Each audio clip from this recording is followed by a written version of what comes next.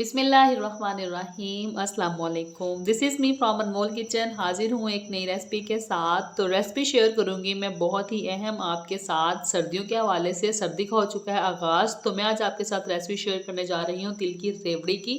किस तरह से हम तिल की रेवड़ी को घर पे बना सकते हैं बिल्कुल आसान तरीके से, बाज़ार से बिल्कुल बेहतर। तो क्योंकि सर्दी का आगाज़ हो चुका है, आप इसको बनाएं, बच्चों को दें, खुद खाएं, इंजॉय करें। तो चलें हम देखते हैं इसको बनाना किस तरह से है। तो चलें हम बनाना स्टार्ट करते हैं। तो सबसे पहले मैंने यहाँ पे ले लिए हैं ये सफ़ेद वाले तिल। रेवड़ी बनाने के लिए सफ़ेद वाला तिल होना ज़रूरी है। और तिलों के लिए सबसे पहली शर्त ये है कि तिल आपके बिल्कुल साफ़ सुथरे होने चाहिए। मैंने इनको बिल्कुल साफ़ कर लिया है। तो अब क्या करेंगे, सबसे पहले तिलों का हम हल्का सा 2 से 3 मिनट के लिए हल्की आंच के ऊपर रोस्ट कर लेंगे पैन के अंदर, ताकि एक इनकी जो नमी सी है वो भी ख़त्म हो जाए और इनकी खुशबू जो है वो भी काफ़ी बढ़ जाती है भूनने से। तो इसको हम हल्का सा रोस्ट कर लेंगे 2 से 3 मिनट के लिए हल्की आंच के ऊपर। मुसलसल स्टेयर करेंगे ताकि ये जल नहीं जाए।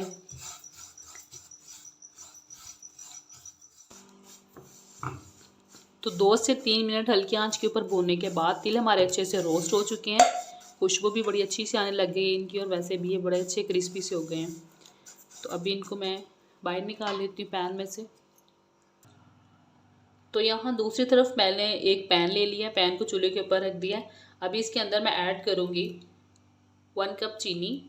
तिल भी हमारे 1 कप थे, चीनी भी हम सेम क्वांटिटी में लेंगे। चीनी के साथ ही मैं इसमें ऐड करूँगी 2 से 3 टेबलस्पून पानी। पानी बिल्कुल थोड़ा सा आपने डालना है इसमें। और साथ ही मैं इसमें डाल दूँगी 2 अदद इलायची खुशबू के लिए। और इसको हम नॉर्मल आंच के ऊपर मुसलसल चम्मच चलाएंगे जब तक ये हमारी शुगर जो अच्छे से कैरामल नहीं हो जाती। तो फिलहाल शुगर को मेल्ट होने देते हैं। शुगर यहाँ पे हमारी जो है वो मेल्ट हो चुकी है तकरीबन। अभी शुगर जो है वो पैन के साथ जुड़ने शुरू हो गई है। तो अभी हमने यहाँ पे क्या करना है कि यहाँ पे अगर आपके पास लेमन हो तो 2 अदद लेमन इसमें डाल दें, अदरवाइज़ आप इसमें सिरका भी ऐड कर सकते हैं। ये ऑप्शनल है, आपके पास जो भी अवेलेबल हो आप इसमें डाल सकते हैं। तो मैं यहाँ पे इसके अंदर ऐड करूँगी 2 टेबलस्पून सिरका। बिस्मिल्लाहिर्रहमानिर्रहीम। ये 2 टेबलस्पून के करीब मैंने इसमें सिरका ऐड कर दिया। अब ये शुगर को बैठने नहीं देगा पैन के अंदर बिल्कुल भी, और बड़े अच्छे से शुगर कैरामल भी हो जाएगी। अभी इसको गोल्डन कलर आने तक मुसलसल हम स्टेयर करेंगे। यहाँ पे हमारी शुगर का कलर जो है वो वाइट से गोल्डन में टर्न हो चुका है। अभी हम इसको चेक करेंगे, थोड़े से पानी के अंदर 1-2 ड्रॉप गिरा के चेक करेंगे।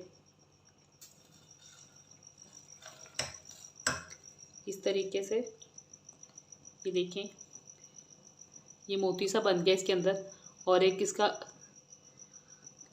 खनकती हुई आवाज़ आ रही है इस तरीके से। तो इसका मतलब कि हमारी चाशनी जो है वो बिल्कुल रेडी है, इसकी आवाज़ जो है वो खनक रही है। तो अभी हम क्या करेंगे कि इस स्टेज के ऊपर आके इसके अंदर अपने तिल ऐड कर देंगे। बिस्मिल्लाहिर्रहमानिर्रहीम।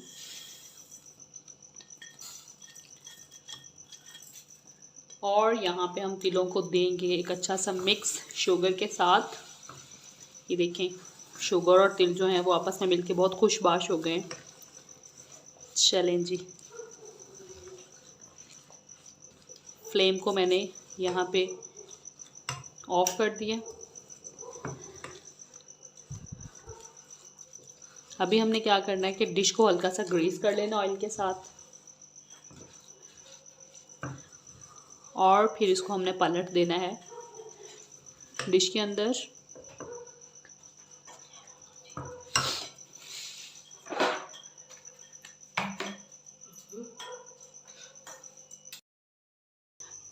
यहाँ पे मैंने तिल को शीरे के साथ मिक्स करके डिश आउट कर दिया है।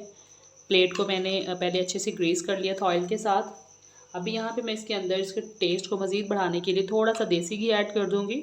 ये ऑप्शनल है, अगर आप चाहें तो ऐड कर लें, ना चाहें तो बिल्कुल ना करें। इसको मैं अच्छे से मिक्स कर दूँगी इसके अंदर, ताकि ये अच्छे से मेल्ट हो जाए गरम गरम। यहाँ पे मैंने देसी घी को इसके अंदर अच्छे से मिक्स कर दिया।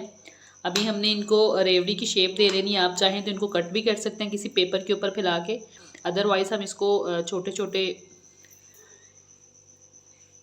इस तरह से हम लेके इस तरह से हाथ की मदद से हमने इनको शेप दे लेनी है। इस तरह से जितना साइज़ आपको पसंद हो आप इसको शेप दे सकते हैं। तो अब अभी 1 बाई 1 हम इनको अच्छी सी शेप देंगे।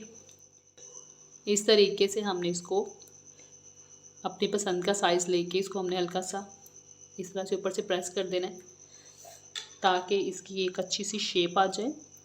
तो अभी हम क्या करेंगे कि 1 बाई 1, इससे पहले कि ये ठंडा हो जाए और ये इसकी चिपचिपाहट जो है वो ख़त्म हो जाती है, आपस में जोड़ नहीं बनता है इसका अच्छे से, तो इसलिए जल्दी से हमने इसको क्या करना है, इनको इस तरह से बना के हमने इस तरह से चिपटा सा कर दे। चलें जी,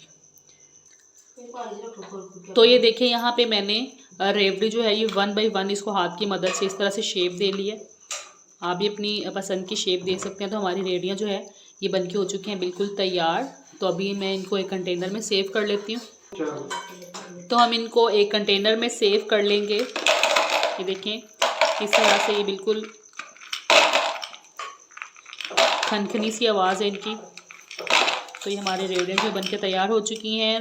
वीडियो अच्छी लगे तो चैनल को लाइक शेयर एंड सब्सक्राइब कर दें। अनमोल किचन से मुझे दीजिए इजाज़त। एक नई रेसिपी के साथ फिर हाज़िर होंगी, तब तक के लिए अल्लाह हाफिज़।